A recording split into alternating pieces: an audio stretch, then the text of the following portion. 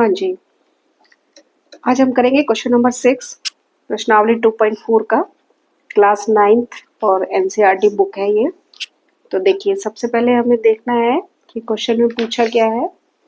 तो देखिए, निम्नलिखित घनों को प्रसारित रूप में लिखिए। ठीक है, आपको एक फॉर्मेट दे रखा है, आपको एक एल्जेब्रिक एक्सप्रेशन दे रखा है, उसका आपको क्या करना है, घनों में प्रसारित करना है। ठीक है, घनों को, ये घनों का मतलब है इसकी जो पावर 3 दे रखी है उसको बोलते हैं घन।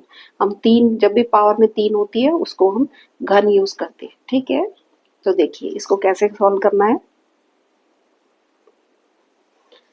देखिए, आपके बुक में एक सर्वसमीका दे रखी है, इसमें लिखेंगे हम सर्वसमीका 6 दे रखी है एक। ठीक है, 6 सर्वसमीका है आपकी, x प्लस वाई होल की पावर क्यूब।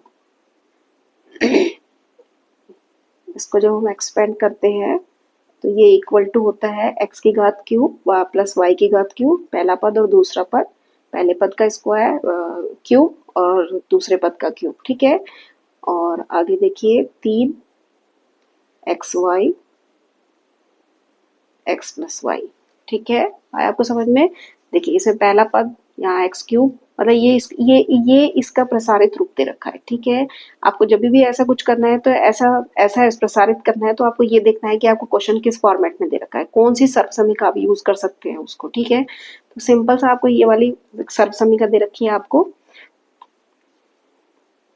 का उपयोग करने पर। ठीक है, सर्वसमीका 6 का उपयोग करना है हमें। अब देखिए, सर्वसमीका में देखते हैं हम कि देखिए यहाँ x है तो यहाँ x की जगह 2x ले रखा है और y की जगह 1 लिख रखा है। ठीक है, आपको सिंपल ये x y जो पहला पद और दूसरे पद में जो आपको प्रसारित रूप दे रखा है उसमें पहला पद और दूसरा पद लिखना है। ठीक है, देखिए आप ध्यान से देखिए कैसे करना है। तो देखिए, क्वेश्चन है हमारे पास 2x प्लस 1 की घात 3। ठीक है,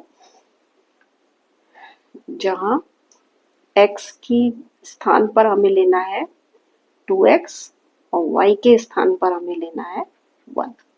ठीक है, तो देखिए, अब देखिए इसका, इसमें एक बार इसको कंपेयर कीजिए। देखिए, x की जगह 2x दे रखा है, y की जगह 1 दे रखा है, घात क्यूब दे रखी है। ठीक है, तो ये इसी फॉर्मेट में है, ये इसी रूप में दे रखा है, तो आपको अब हम इसे क्या करेंगे, इस रूप में लिख देंगे।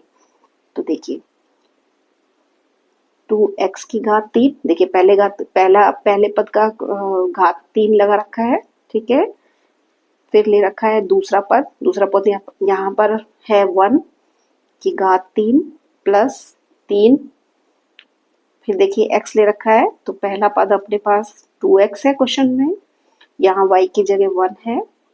ठीक है, यहाँ x की जगह 2x लिखना है, y की जगह 1 लिखना है। ठीक है, सिंपल सा है, कुछ नहीं, सिर्फ इसमें आपको जिस क्वेश्चन में जो दे रखा है उसी को आपको प्रसारित रूप करके लिखना है, इस रूप से, इसका उपयोग करके, इस सर्वसमीका का उपयोग करके। ठीक है, आगे देखिए। अब देखिए 2x की घात 3 है तो यहाँ 2 की घात 3 आएगा और x की घात 3 आएगा। ठीक है, अब 1 की घात 3 है, एक को अगर हम 3 बार गुणा करें, एक को 1 से गुणा करें फिर एक को 1 से गुणा करें तो क्या आएगा, 1 ही आएगा। ठीक है, इसी तरीके से देखिए 3 दूनी 6 होता है, 6x, इसको हम 1 से गुणा करेंगे तो 6x ही आएगा और अंदर ब्रैकेट में आएगा 2x प्लस 1। ऐसे कैसा, मैंने इसको गुणा करके यहाँ लिख दिया, इन तीनों को गुणा करके। ठीक है, अब देखिए 2 को 3 बार मल्टीप्लाई करेंगे, 2 की घात 3 होता है तो 2 को 3 बार मल्टीप्लाई करेंगे। ठीक है, मैं आपको यहाँ बता देती हूँ, कुछ बच्चों को कंफ्यूजन रहता है। तो 2 की घात 3 है, उसको हम 2 को 3 बार मल्टीप्लाई करेंगे। ठीक है, 2 को 2 से करेंगे 4 आएगा, इस 2 को ऐसे कैसे लिखेंगे, और 4 दूनी 8 आएगा। तो 2 की घात जो 3 होती है उसका मान क्या होता है, 8 होता है। ठीक है, इसलिए यहाँ 2 की घात 3 की जगह हम यहाँ लिखेंगे 8 x की घात 3 प्लस 1 प्लस, अब इस ब्रैकेट को खोलेंगे हम तो देखिए 6x को 2x से मल्टीप्लाई करेंगे तो 6 दूनी होता है 12 और x को x से करेंगे तो x स्क्वायर आएगा। ठीक है, प्लस 6x को 1 से गुणा करेंगे तो ये 6x आएगा। ठीक है, आया आपको समझ में? ये इसका क्या होगा, आंसर होगा।